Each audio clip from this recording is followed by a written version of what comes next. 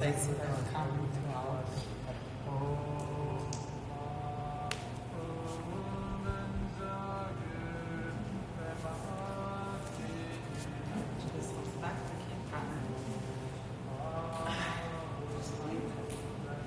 Então, a gente tem essa tendência a querer significar algo que eu estou sentindo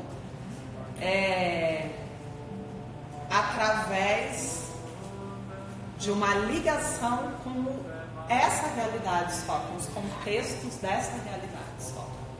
E não é a sua vida ou os seus problemas que estão interferindo na sua energia, na sua vibração. Então a gente recebe esses milhares de acessos, a gente sente. Isso vem de várias realidades que eu estou vivendo, né? De pessoas que estão acessando o meu campo, de micro-ondas, que é dos celulares, enfim, todas elas, da alimentação, que gera uma química no meu corpo, que pode me desarmonizar ou pode me equilibrar, mas eu nunca penso que uma coisa que eu comi gerou essa sensação. Eu sempre acho que é a pessoa que é um problema na minha vida, ou é o meu chefe, ou é o meu marido, ou é o filho que está me trazendo problema. E o que a mente faz? Você gera essa sensação e a mente conecta tentando significar. E faz você lembrar daquele problema, que é o seu filho que está com um problema na sua vida. E toda hora ela usa esse caminho para significar algo que você está sentindo. E ela não te deixa sair disso. Então foi muito interessante você colocar: eu não estou bem, sendo que você está bem. Porque eu sei quando uma pessoa não está bem. Então o que a mente fez? Ela já conectou com alguma coisa. Na sequência ela vai criar um enredo disso. Então quando eu digo para vocês, não cocriem na velha forma, que é a ilusão, que é a estagnação, que é a cristalização de conceitos que a gente está trazendo, porque quando eu olho um filho meu como sendo um problema, eu cristalizei ele como um problema, e às vezes eu só vejo meu filho como um problema até o fim da vida, né? E eu também impeço ele de poder ser solução, luz na minha vida, porque eu cristalizei, eu estou naquele conceito, e a mente sempre vai usar isso. Qualquer coisa que aconteça, ela vai te ligar ali dizendo: tá vendo? Minha relação com meu filho é complicada. Olha o que você está dizendo: minha relação com meu filho é complicada. Você já deu um caminho de não resolver mais essa relação. Porque a mente vai usar isso sempre. A minha relação com meu pai é complicada. Você vai afirmando isso, gente.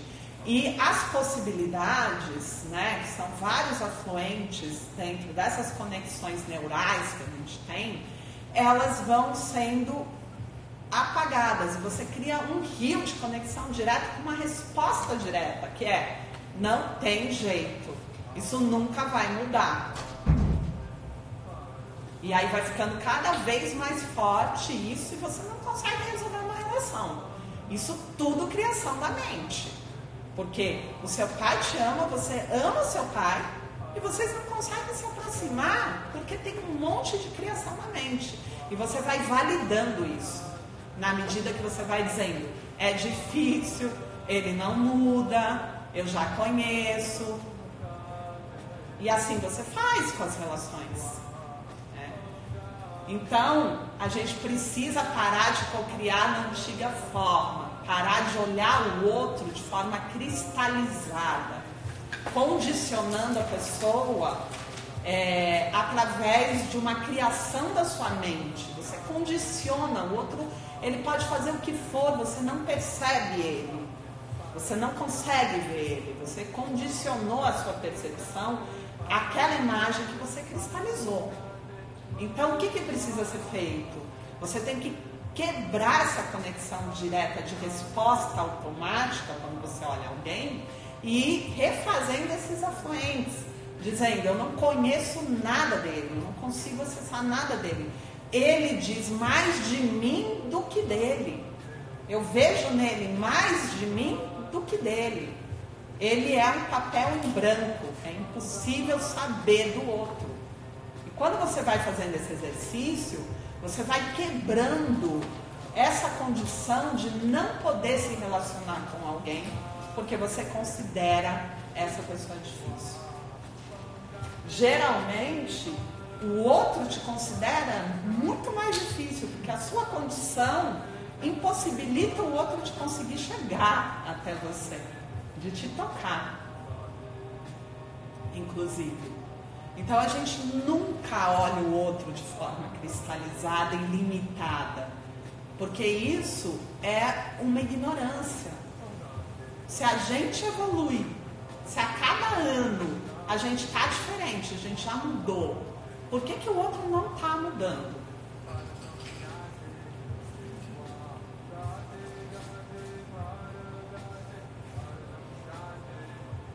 E pai e mãe tem que tomar muito cuidado com o campo energético que lança em cima do filho.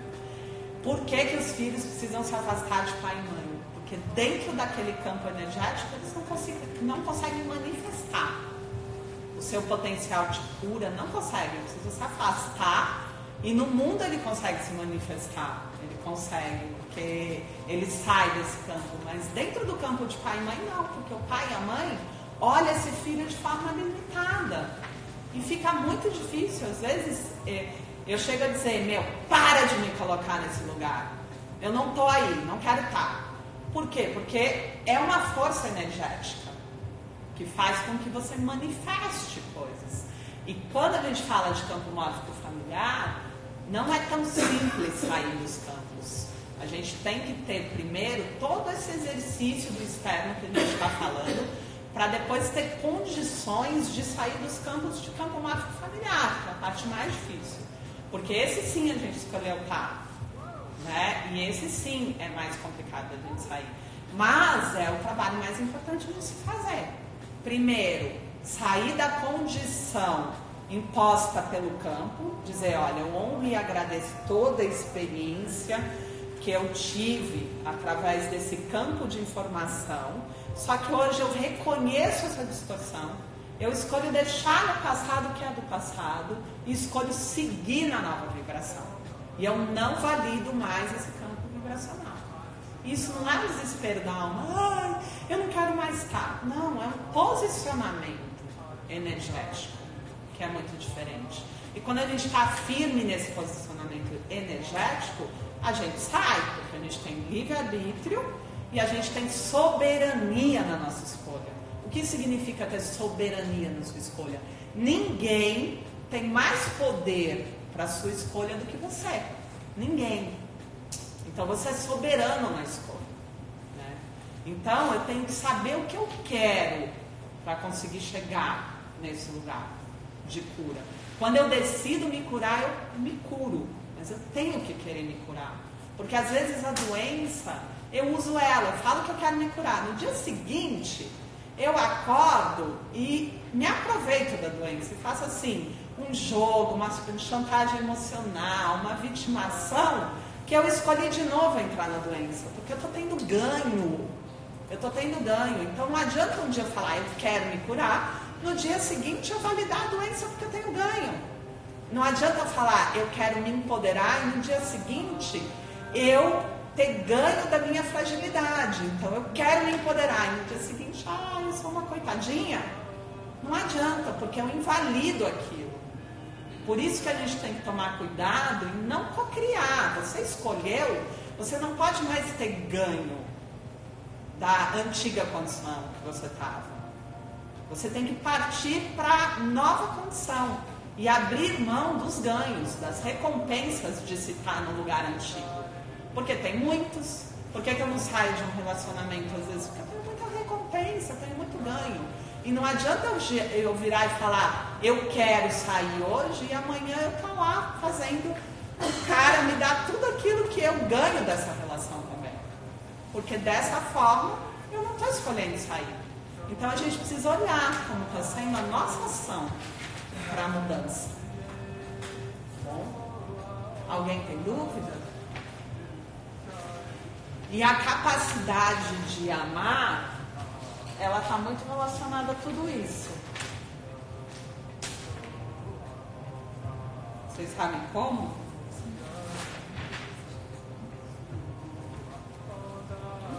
Deixa eu usar isso aqui, que está um pouco mais alto ali, porque eu não sei como está no vídeo. Está bem aí para vocês? Gente, vocês ganharam muito, né? Você viu? Vocês vão agradecer a Carol aí do Espaço na Máquina. Eu cheguei aqui e me inspirei. Tô fazendo live uma atrás da outra. A galera me pede live, eu nunca faço. Aí cheguei agora, tem 6. 6 lives para você, dá para parar de pedir. Pega essas e põe em prática, que dá para uma encarnação inteira. Não precisa ter mais nada. Parem de consumir espiritualidade, pelo amor de Deus. É o mesmo sistema de consumo. Então, assim, para que a gente tenha coragem, a gente precisa estar muito firme na condição de estar bem com você. Você tem que quebrar a distorção de achar que você precisa do outro para alguma coisa na sua vida. Que o outro vai te trazer aquilo que você não é capaz de conseguir sozinho.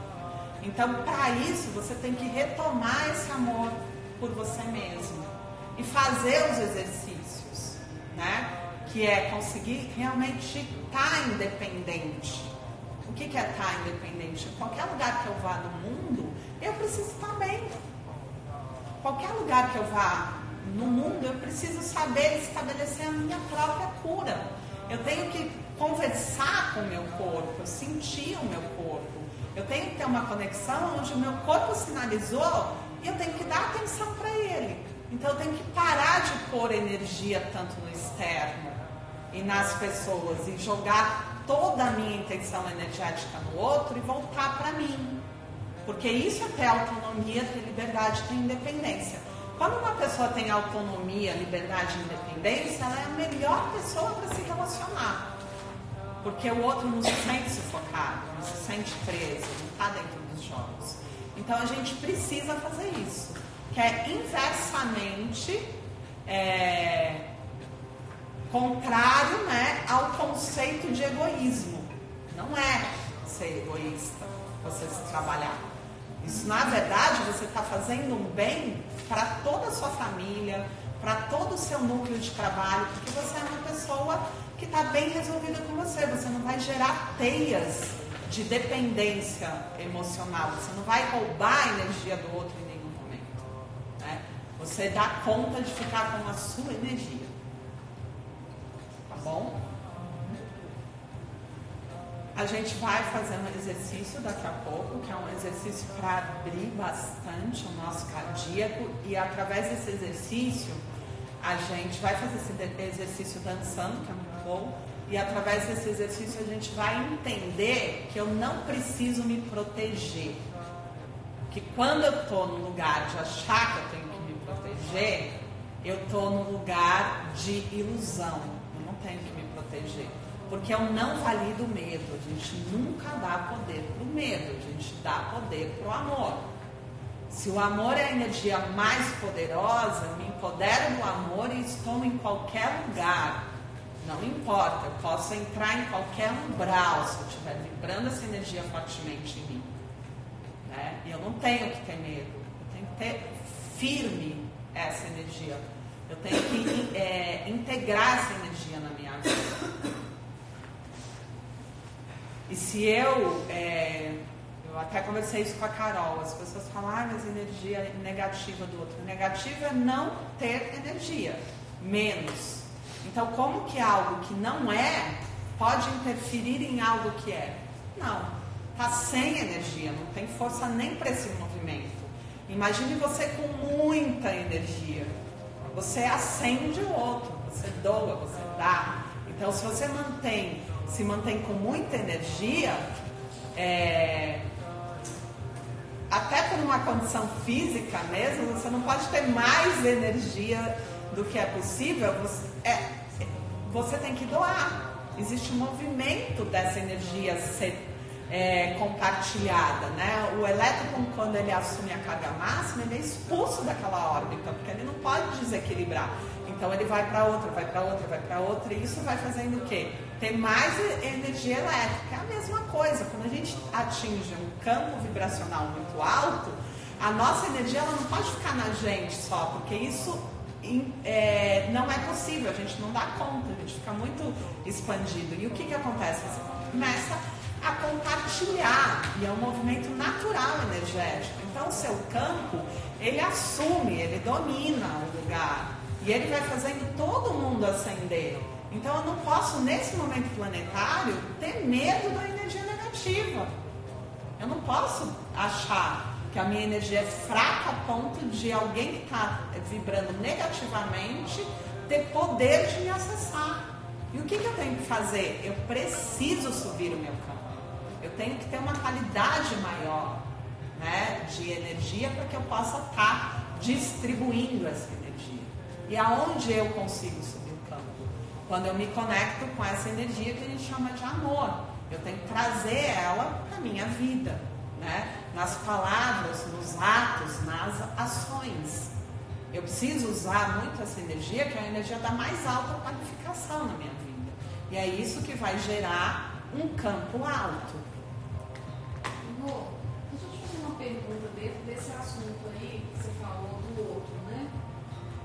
Quando a gente está num núcleo familiar, ou mesmo núcleo social, com a família junto, e a gente tem aquele estereótipo de uma vida inteira, né? Fulano é dramático, fulano tá coitadinho, fulano é humilde, não interessa. Você fazer um movimento, fica uma energia densa, assim, esses rótulos. Então, como você faz um movimento para você ficar mais fácil? Não digo que seja difícil. É se empoderando? Não, é incluindo o outro, primeiramente, porque ele está no movimento de ser excluído já. E todo o ser humano, ele tem uma necessidade de pertencer. Então, se existe um movimento onde o outro se sente como não reconhecido e excluído, você gera um problema de validar uma energia que já está nesse campo morto familiar, que às vezes está lá atrás, que é a energia da exclusão.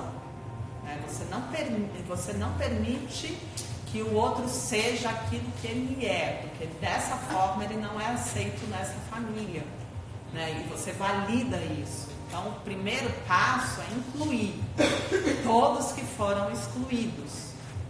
Todos que foram excluídos. Porque a experiência dele é sagrada e ele contribui para o crescimento de todos. Ele tem uma importância enorme. Então, você tem que trazer para esse nível de consciência, sem querer mudar o outro. Agora, dentro da... Quando você é esse outro... Esse outro que foi sempre apontado como... eu sou esse outro. Quando a gente é esse outro, a gente tem que se empoderar do que a gente está fazendo nessa família. A gente tem que entender que sim, eu sou a ovelha negra. Se você quiser pôr esse rótulo, sei lá, você pode pôr qualquer rótulo, porque... provavelmente, para minha família, o ideal seria ser comunista, assim, de verdade. Não, eu não sou. Mas eu tenho que saber o que eu estou fazendo nessa família, eu tenho que estar empoderada disso. E essa distorção do outro não pode ser suficiente para baixar a minha energia. Eu tenho que saber o que eu estou fazendo nessa família. Então, eu tenho que me recolocar. Se ninguém na família tenha a consciência de te colocar, você também é um membro da família, então você também pode trabalhar a sua exclusão e se colocar de volta nessa família da forma como você tem que ser, né? Energeticamente. O outro pode continuar te vendo da forma que ele quiser, mas energeticamente você não pode se debater querendo provar. Lembra que ontem eu falei isso? Né? Então é bem importante você se recolocar na vibração correta dessa família. E você pode ir lá fazer o trabalho, ver que você foi excluída, pegar você mesmo e falar, eu te incluo, eu te reconheço. E você mesmo se incluir, porque você pode fazer isso com todos os excluídos, inclusive com você. E isso é bem importante. Cuidem muito com todos os excluídos da família. Olhem quem foram os excluídos e iniciem esse processo de inclusão. Porque isso é muito importante. Porque pode ser até que você não tenha nenhuma interferência na sua vida por isso, mas seus filhos vão ter. Seus netos também. Porque a energia está lá e você não sabe se esses filhos e netos vão estar em vigilância ou em distração. Então, se você já identificou a distorção, é sim a sua obrigação requalificar essa energia, para que os próximos recebam esses caminhos livres, né, dessas distorções. E como você é a bola da vez, é você que pode fazer isso, você tem que fazer isso. Porque muita gente vira pra mim e fala: ai caramba, que saco, por que ficou tudo pra mim? Eu falei: porque você é a bola da vez. E é você que tem que fazer. E se você deixar passar a bola, vai ter que ser seu filho, vai ter que ser seu neto. Então você tem que pensar nisso. Quem que você prefere que faça esse trabalho? Não é melhor você fazer? Porque às vezes o filho está em distração e está adoecendo, e adoece com uma situação dessa. Né? E você tem consciência, você tem condições de ir lá e resolver antes que isso vire um problema maior. E as consequências são muitas. A energia da comparação é uma energia. Comparação está muito relacionado com julgamento, porque a base do comparar é você julgar, certo? E o que é o julgamento? Vamos pensar no julgamento.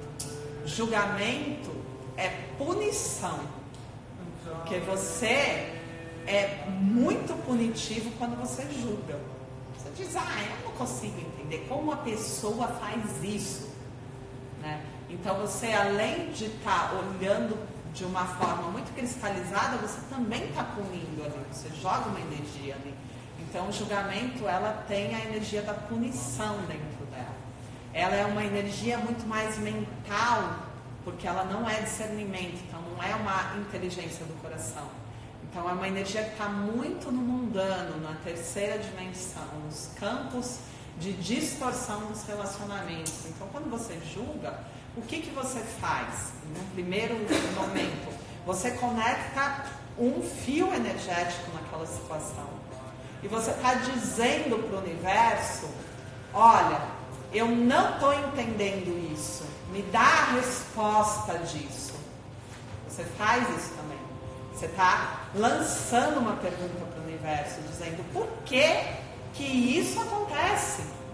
E quando eu faço isso, eu deixo um fio energético para que eu manifeste a mesma situação na minha vida. E a partir da mesma experiência que eu julguei, eu consiga ter a compreensão do que o outro sentiu quando ele estava passando pelo processo. Então, às vezes, passa 10 anos e aí, de repente, eu vivo a mesma coisa que eu julguei. Porque você vai viver. Porque se você lançou uma pergunta de que eu não entendo, eu não compreendo, você tem que ter a resposta. Você vai viver. E na hora, a primeira imagem que vem na sua cabeça é aquela situação. Por que será que passaram milhares de informações na minha vida e eu conectei com aquela? Porque você tem que requalificar a distorção que você criou na hora do julgamento. E aí, se vai ser nessa vida ou em outra, eu não sei. Quando é nessa, eu tenho uma memória clara de aonde foi que eu criei a distorção, na hora que eu julguei. Então, toda vez que eu julgo, eu já me conecto para reproduzir aquilo na minha vida. Pode ser através de um ato meu, ou pode ser através do ato de um filho meu, ou de alguém que eu amo, que vai ter as mesmas atitudes. E aí você vai ter que olhar com amor e vai dizer: caramba, eu fui severo com aquele, mas com esse daqui eu vou acolher. E a sua experiência está nisso, né? Então eu fui severo porque não tinha amor. Agora com amor eu lido de uma outra forma. Eu consigo ir para o discernimento, para o entendimento e não no julgamento. Então assim, cada vez que a gente se conecta energeticamente com alguma situação de julgamento, a gente reproduz isso na nossa vida. Não sei quando. Não tem como parte disso, você tentar quebrar essa reprodução, né? Sim, na hora que você identifica, por que eu falo que vocês têm que meditar todo dia? Quando eu medito, eu olho o meu dia. E aí no meu dia eu percebo quais foram as minhas atitudes que geraram distorção energética. E aí eu olho ali e falo, nossa, eu julguei isso aqui. Eu já requalifico imediatamente, eu não preciso esperar 10 anos. Porque depois de 10 anos, às vezes eu nem sei aonde eu comecei a distorção. Né? Então, por isso que a prática de você meditar todos os dias, sentar e olhar o seu dia, ela é muito importante, porque você já requalifica rapidamente, sem precisar manifestar a distorção na sua vida. Mas você tem que ter a prática.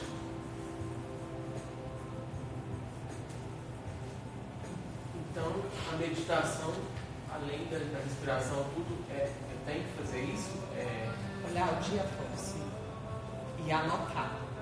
Anotar quais foram as suas emoções no dia, quais foram as suas atitudes no dia, e depois meditar por que eu reagi dessa forma. Que aí você vai ter o caminho dessas conexões que já estão muito estabelecidas, dessas respostas automáticas. E você tem que ir dissolvendo isso. Se você foi pego por uma sensação de sofrimento muito grande, quando você viu alguma coisa, você tem que ir dissolvendo e até dissolver essa ilusão. E aí você vai entender por que eu sofri. Ah, mas porque ele te xingou. E por que eu me importei tanto que ele me xingou? Ah, porque não foi legal a atitude dele, ele te pôs uma energia violenta. E por que eu não lidei com a energia de violência? Você tem que ir indo até entender onde está a sua limitação. Quando você chega no entendimento, clareia tanto que aquilo não tem mais importância, você a dissolve e você não repete mais. Então essa prática ela é muito importante e você faz isso sempre com amor, não com violência, com julgamento, com crítica, com autocrítica e com punição, porque isso é muita burrice e é muita perda de vida, né? Não importa, a gente está nessa experiência que é para a gente conseguir olhar essas situações e curar elas. Então, a gente tem que usar de uma forma eficaz a nossa possibilidade de fazer esse trabalho. Mas inicialmente a mente vai ficar te dando várias respostas. Não importa, você vai entrando nas respostas e vai falando sim, e o que isso importa? Eu falo para a mente, sim, e o que isso importa? Ela me traz alguma coisa. E o que isso importa? E por que eu estou sentindo dessa forma? Você vai indo, quando a mente ela é vista e ela percebe que tem um comandante, alguém superior, uma divina presença que está em equilíbrio, ela começa a ficar miudinha e ela começa a dissolver, porque ela percebeu que foi vista. E ela já imediatamente vai dissolvendo esse caminho, ela vai buscar outro. Eu estou falando grego? Não. É porque como eu faço muita prática meditativa, às vezes vocês podem estar assim, né? Nossa, mente, falo com ela, que loucura. Mas eu estou tentando de forma muito clara dizer como que é o processo, porque eu acho que é isso que eu tenho que passar para vocês. Então, assim, porque eu não entendo muito de meditação. É mais um papo consigo mesma, não precisa de musiquinha, de não, fica iludida na sensação. A gente não tem que ficar preso na sensação boa. Eu medito para sentir sensação boa. Não, meditação não é ficar com energia zen. Não é isso. Porque até hoje, assim, eu já não sei meditar, porque talvez eu estou achando que é um tipo de coisa. Talvez não seja. Meditação é um exercício consciente de olhar a mente. Para que você possa quebrar esses padrões pré-estabelecidos, para que você possa olhar quais são as suas respostas automáticas e para que você possa entender o funcionamento da sua mente, onde ela está te enredando, você perceba os seus enredos. E isso não é fácil, não é simples, não é gostoso, né? E é muito diferente do que o povo acha que meditar e ficar zen, cantando, só de lindo. Não, isso não te leva a nenhum lugar. na verdade. Meditação da dor física, da desespero, enfim, da vontade de sair correndo. Durante muito tempo você fala, ai que saco, vou lá de novo. Mas não é esse lugar. E depois de um tempo você alcança esse lugar. Na vida, né? No estado que você tem na sua vida. Do ponto de vista energético e evolutivo, para que serve a mente? Porque eu fico pensando na dificuldade que né, sair dela, reconhecê-la, entender os momentos que ela está falando para iludir. Não é difícil. Só que você precisa querer e ter foco para olhar para ela. É como se você estivesse assistindo um documentário que te interessa muito. É difícil? Não. Então, se você se interessar por entender a sua mente, não vai ser difícil. O ponto é que vocês não querem fazer isso. Esse é o ponto, mas difícil não é. Porque você para olhar para isso. Você tem que ter um foco de querer assistir esse documentário que é a sua mente. Tem que ver se você quer. Então, o que atrapalha chegar nesse lugar da energia não é a mente, é não querer olhar para a mente. Para que a mente serve? A gente está vivendo uma realidade dual. Estamos vivendo uma realidade dual, onde a gente tem uma falsa sensação de separatividade. Não é isso? E por que eu tenho uma falsa sensação de separatividade? Porque quando eu tenho corpo físico, eu tenho a chance de olhar fora essas energias que estão em mim. Sem o corpo físico, eu materializo imediatamente um pensamento. Então, quando eu perco essa capacidade de densificar, de fazer com que as coisas tenham um tempo linear, que não é um tempo real, até que se materializem, eu ganho espaço para olhar e ter a ação da cura. Se eu não tenho corpo físico, eu imediatamente pensei e eu já estou lá. Então, o que acontece? Se eu sinto raiva, eu não consigo sair da raiva. E aí eu imploro para poder encarnar, porque é a chance que eu tenho de sair desse ciclo, que é muito insuportável. Então, o corpo físico, ele é projetado para uma experiência aonde eu separo as coisas, aonde eu consigo olhar coisinha por coisinha, que eu não vou conseguir fazer sem o corpo físico. E para isso a gente tem o cérebro, que o cérebro, todas essas informações que estão em vários corpos energéticos, cada corpo, ele é um banco de dados de um tipo de energia, de um tipo de experiência conectada com aquela energia na minha vida. O cérebro, ele acessa essas informações e ele cria linhas aferentes e eferentes para que eu tenha uma percepção disso. Então ele cria imagem, ele cria som, ele cria sensações. E dentro disso eu tenho uma experiência material do que é só energético. Tá? Essa experiência me possibilita olhar com tranquilidade, com calma, antes de materializar mais distorção. E aí eu posso ter o tempo de curar, de resolver, de trabalhar. Coisa que sem o corpo eu não tenho. A mente, ela é criada para que a gente não se misture, porque se a experiência, ela tem que ser uma experiência dual, dessa falsa sensação de separatividade, para eu olhar tudo separado e conseguir curar cada coisa, a mente tem que fazer a função de dizer, olha, isso daqui não, isso aqui não está certo, de preservar a sua identidade dentro dessa experiência que a gente está tendo de terceira dimensão. Então, tudo que chega, a mente fala, cuidado, isso daí eu não sei. E ela tem uma função também de preservar a sua vida. Então, ela é a mãe que cuida do filho. A mãe vai lá, faz tudo de mais absurdo na vida dela e tá tudo bem. Quando ela tem um filho, ela ela assume a função da mente.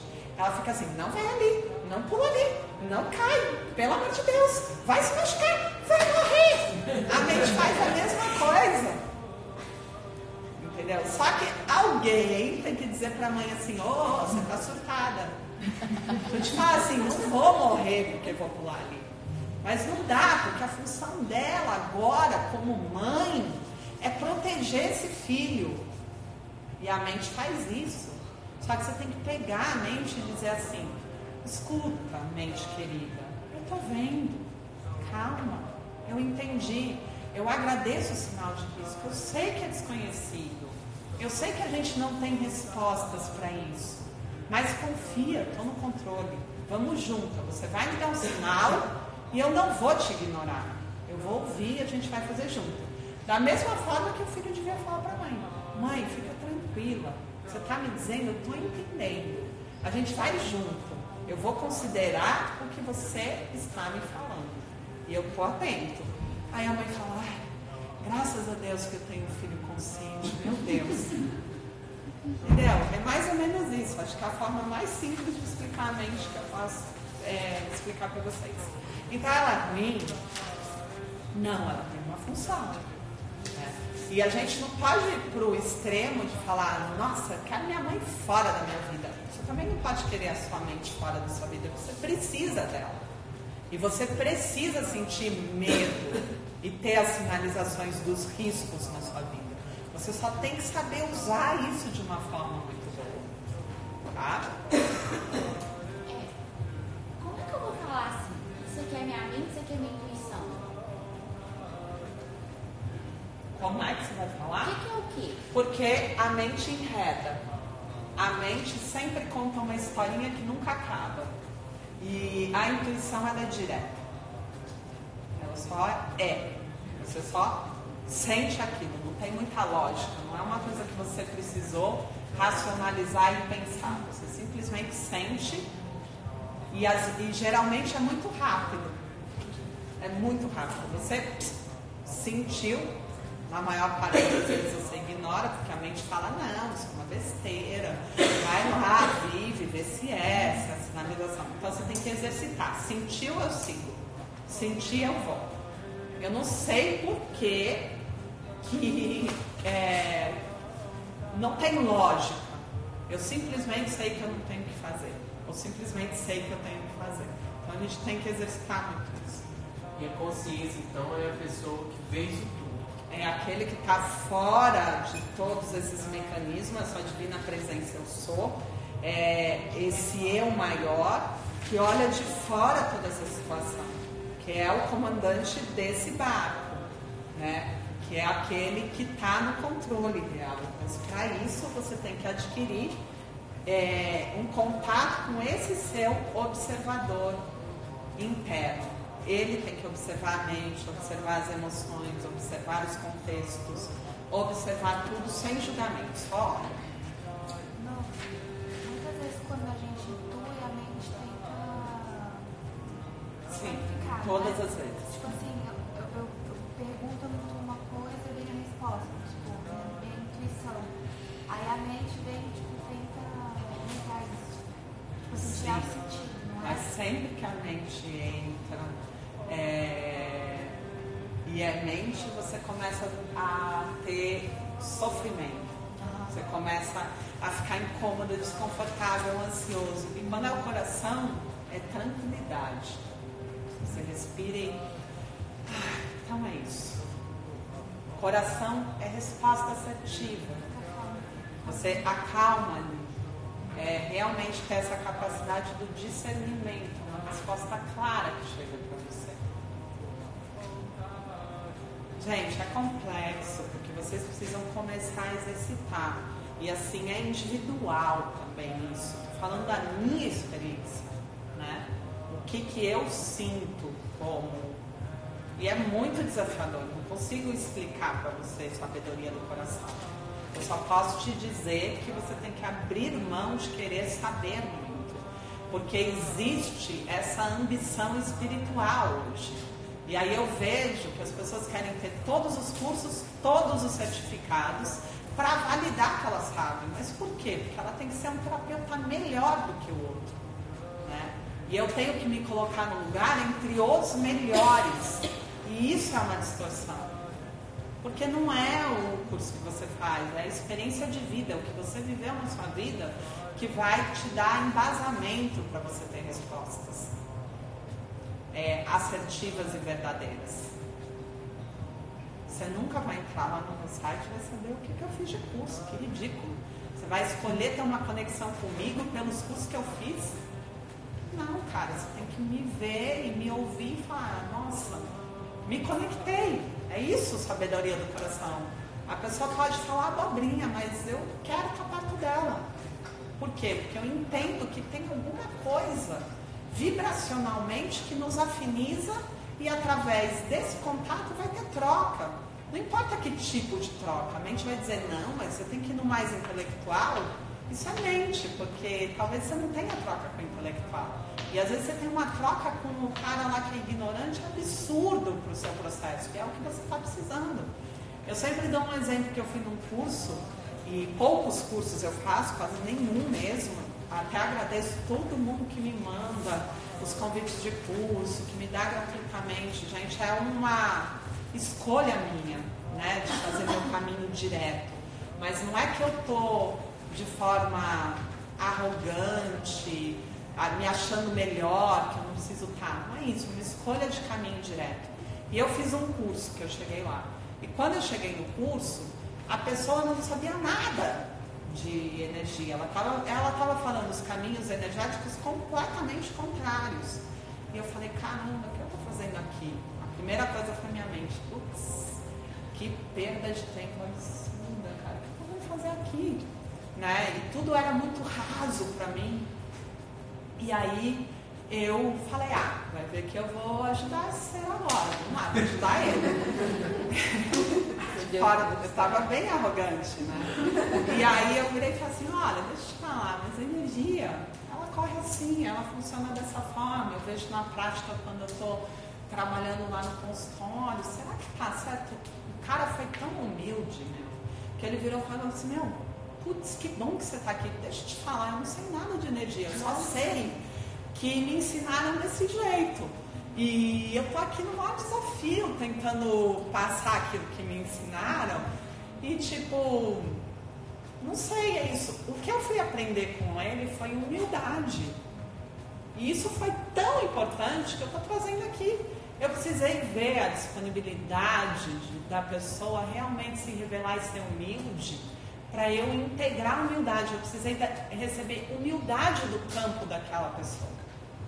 Não era nada intelectual, não era um conteúdo. Isso é infinitamente maior do que qualquer conteúdo que eu poderia receber. Então as relações, elas te entregam muito mais do que o que a mente está dizendo. E você só vai saber se você sentir afinidade. Você tem que seguir a sua afinidade. Isso não pode ser um terapeuta, ele não pode ser escolhido pelos currículos, gente. E você também não pode escolher a terapia que você vai fazer se você está doente. Você não chega no médico e fala, olha, eu vim aqui porque eu vou tomar esse remédio, vou fazer esse trabalho e esse tratamento. Não, você está gravado, como é que você vai saber? Então, menu de terapia também é uma coisa que não faz sentido nenhum. Você tem que escolher um terapeuta que realmente você se afiniza. E aí, numa conversa muito sincera, você tem que se abrir completamente para que esse terapeuta consiga, porque ele não é mágico, ele não é Jesus e nem Deus, nem paranormal. E você tem que revelar tudo para que ele possa, junto com você, tentar entender quem você é. E junto vocês vão fazendo tentativas. Então, no primeiro momento, olha, pelo que eu consegui sentir, eu acho que a gente tem que ir por esse caminho, vamos tentar. Não deu certo, vamos junto. Não deu certo, qual o seu feedback? Então não era isso que eu estava pensando, então deve ser isso aqui. Agora, o terapeuta, ele não pode se colocar no lugar de quem sabe, porque uma pessoa, ela é totalmente única, é um universo que você tem que desvendar. E às vezes você leva, só no final do tratamento você vai entender o que era o negócio. Então você tem que ter a humildade e a clareza de falar para o seu paciente, olha, não sei, eu tô a fim de assumir aí esse tratamento, mas eu vou ter que descobrir junto com você, porque não dá para saber, entendeu? E aí também o paciente ele chega numa posição de querer testar o terapeuta. Se chegar nessa posição para mim, sinto muito, mas eu não vou te atender, porque eu não sou a pessoa para te atender. Eu não tenho que te provar que eu sei, porque eu não sei. Eu não sei nada de você, eu vou ter que descobrir junto com você. Né? Então isso tudo é muito distorcido. E aí a gente vê o quanto é difícil na área essa relação paciente-médico, paciente, terapeuta, né? Porque falta muita verdade e clareza. Se eu quero ser o melhor, eu não posso ser o pior. Eu não me coloco no lugar de ser vulnerável, eu não tenho humildade suficiente para isso. Então, a gente tem que entender todo esse processo. Sempre é igual. E quando um paciente chega para você, ele também está te dando a possibilidade de você aprender, crescer, se curar. Então, a humildade está também no fato de você entender que é uma chance muito grande para você de evolução naquele paciente. E você tem que olhar dessa forma, tem uma troca de verdade. E não ficar pensando, nossa, quanta gente agravada. Por que você está traindo tanta gente agravada? Será que você não está agravado também? Eu mesma sou a pessoa que você mais agravada. Você pensa isso e fala, caraca, que coisa. E nunca acabo de me trabalhar, porque sempre tem uma questão. Vai ficando mais tênue, mais fino, mais sutil. Essas revelações você vai percebendo de uma outra forma, e isso é muito prazeroso no trabalho terapêutico, porque você vai subindo os níveis de consciência, e isso é muito legal. Mas você sempre vai tendo esse aprendizado, em níveis diferentes, né? Então, num primeiro momento era grosseiro, então você lidava com a doença de forma grosseira.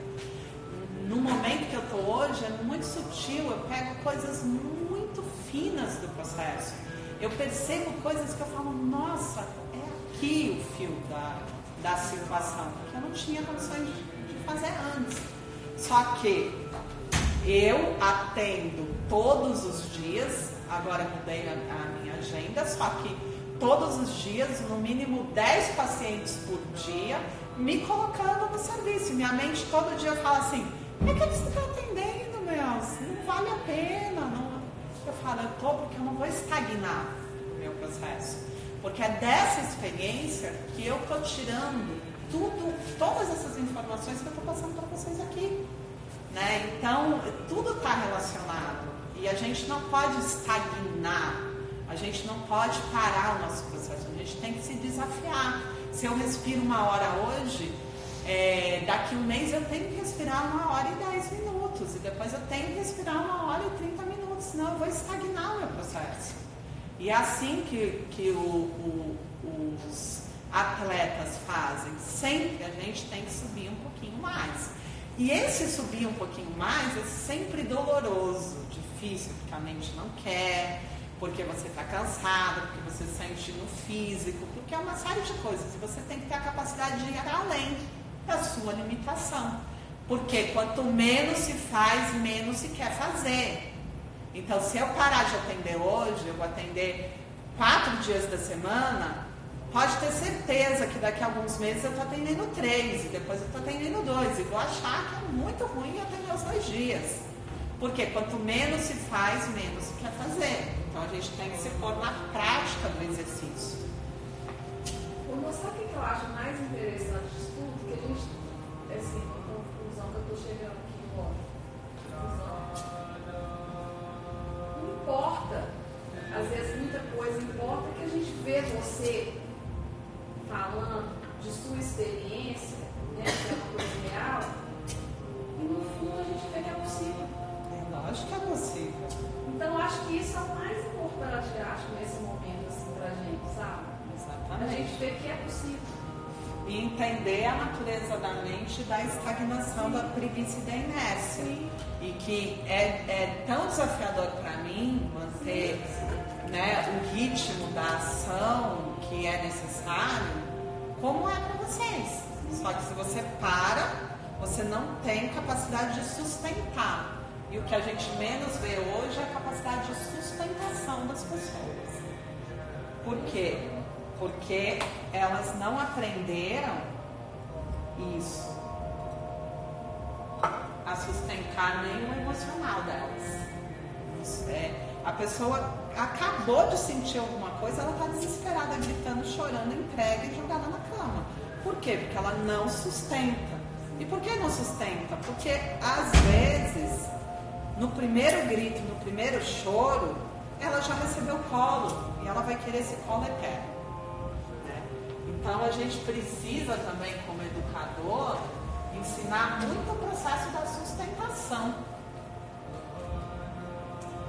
Porque tem muito médico aí, e eu atendo bastante médico, que vem de uma família muito boa, onde passou a vida inteira só estudando, então, porque a medicina pede isso, e quando chega na prática da medicina, não tem capacidade de sustentar, porque não precisou fazer todo o movimento de sustentação. E sustentação está em tudo, está em acordar cedo, em lavar o seu prato, em arrumar a sua casa, em organizar a sua bagunça, em sustentar isso. Sustentar isso. Ai, que saco, não quero fazer, mas você vai lá e faz. Isso é sustentação. Né? E é isso que vai te dar base de ter sustentação energética. Então, muitas vezes, as pessoas não têm isso mais na vida. Elas não sustentam as pequenas coisas no dia a dia. E como é que elas vão sustentar coisas que são grandes depois?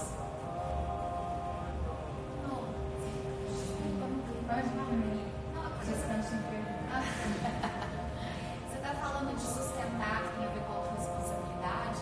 Eu acho que no momento que você entende isso, fica muito difícil acolher, não?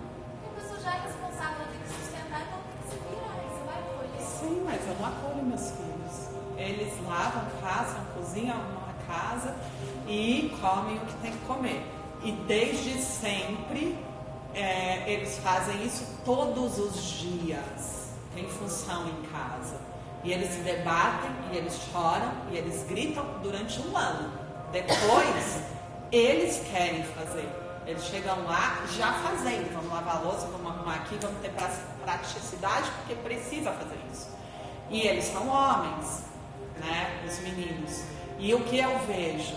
Eles têm que ter uma estrutura até para se relacionar com mulheres, porque depois viram esses caras que só causam dentro do relacionamento, porque não organizam, que acham que as mulheres têm que fazer, as mulheres não vão aceitar isso, eles não vão ser independentes na vida, vão depender de uma mulher para fazer. Então os meus filhos, é importante isso, porque isso dá uma estrutura, uma força. Eles confiam que vão conseguir morar sozinhos, eles confiam que vão conseguir cozinhar, lavar, e que eles estão prontos para a vida. Então não entendo o que significa acolher. Para mim, acolher é isso, é você ter uma estrutura firme de fazer com que o outro, né, no caso do filho, faça aquilo que vai ser melhor para ele. Muitas vezes. E isso é muito desafiador hoje, porque é mais fácil você dar um celular. Meus filhos não têm celular, eles têm acesso a celular limitado. O de 18 anos agora está podendo ter, e vira e mexe quando a coisa fica complicada, a gente tira. Por quê? Porque, gente, a gente já sabe que faz mal. Por que a gente deixa a criança lá se viciando e fazendo um monte de coisa? Porque é cômodo. Eles ficam em silêncio, eles não dão problema. Então é cômodo você permitir que o seu filho faça o que ele quer, porque ele vai se debater, ele vai causar na sua vida. Difícil é você sustentar a educação. Difícil é você sustentar o que precisa ser sustentado. E na função de pai e mãe você tem que fazer isso. E graças a Deus eu tenho um marido que é muito maravilhoso no processo, que me ensinou absurdamente sobre isso, que é o Ale. E ele tem muita força. E a gente junto, a gente tem força. Então, o marido e a mulher, eles têm que se unir na força daquilo que precisa para a educação.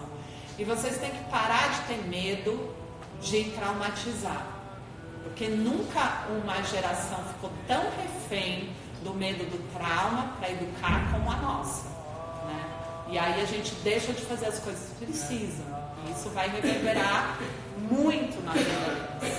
Eu falo muito isso porque minha mãe sempre teve essa postura, meu pai também se vira. E aí eu me vi crescendo uma pessoa muito fria, porque eu sempre, tipo, se vira, tipo, pra todo mundo. Então, Isso não é frieza. Frieza é falta de afetividade. Você pode ser fria por outro motivo, não porque você é prático.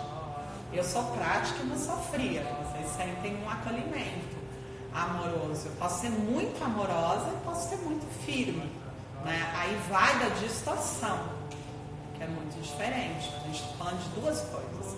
Você pode ser fria, bem, identifico até que você é, mas porque você se fecha, não sei, numa dureza, aí você tem que trabalhar a afetividade. Mas isso não significa que as suas ações não estão corretas. Você pode ter ação correta, firmeza, e trabalhar o que te impede de amar, o que te impede de ser afetivo, o que te impede de acolher. São duas coisas distintas. E às vezes, a pessoa que é firme, ela realmente se torna fechada para o amor e para a afetividade. Então ela precisa trabalhar não a firmeza dela e a dureza dela, mas sim a dificuldade de ser afetuoso, de ser amoroso. Isso precisa ser trabalhado, mas é incrível uma pessoa que consegue ter sustentação. E a gente precisa disso na vida, né? A gente não pode distorcer as coisas. E aí quem está, né, nesse ponto de se achar muito duro, e eu sou muito firme, mas eu não consigo amar, precisa trabalhar o amor e não abrir mão da firmeza, porque o que vocês acabam fazendo? Cedendo porque acham que você é muito duro, não é isso? Deu para entender? Tem muita mãe e pai aqui? Tem bastante. Tá, é desafiador lidar com essa questão? É bastante. Acho sensacional quem está começando agora, já com essa condição de enxergar. Pode fazer diferente que a gente, por exemplo. Quanta coisa a gente fez quanta coisa a gente fez errado, né? Não tem certo e errado, mas naquele momento você fazia com todo o amor, mas que, né, trouxe tantas consequências que não foram as melhores. Mas isso? Não, eu sei, mas eu falo o seguinte, não estou dizendo para vocês isso muito bem, mas eu falo quem está vindo agora com os filhos pequenos e já tem acesso a poder enxergar mais esse lado. Mas se você não teve a estrutura de sustentar, você vai ceder em outras situações, né? Então, você tem que ter uma estrutura emocional, isso é estabelecido nessas funções diárias, no dia a dia, nessas situações todas. É por isso que eu digo que é na vida. Então, eu tenho força, porque eu comecei a lavar a louça e eu começo a lavar a louça e falo, por quê? Por que eu tenho que estar aqui? E nunca acaba. E aí eu falo, nossa, que inferno que é essa minha vida. Por que meu pai e minha mãe é tão ruim? E aí no dia seguinte eu tenho que lidar com isso de novo. Nossa, se eu pudesse pôr veneno no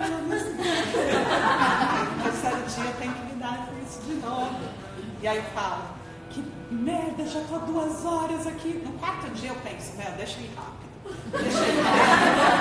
Porque eu vou começar a bater meu recorde agora. Vou fazer de qualquer jeito. Que bosta. Vamos rápido. Tira isso daqui. Eu já saí de um padrão, já entrei no outro. E assim, durante 1 ano, eu vou trabalhar tantas questões emocionais em mim, só lavando a louça, que vai chegar uma hora que eu não tenho mais questão. E aí eu chego lá na hora de lavar a louça, lavar a louça, eu vou pôr o fone de ouvido e tipo, mãe, me deixa aqui, cara, vai lá que eu vou lavar a louça. E eu vou lá amarradão lavar a louça, porque eu trabalhei todas as minhas questões em relação a lavar a louça. Agora quem não faz isso fica refém a vida inteira pessoa vira um psicopata, né? Tá passando, vocês vê um prato, deixa ele lá lavar. Ai, quer saber? Eu vou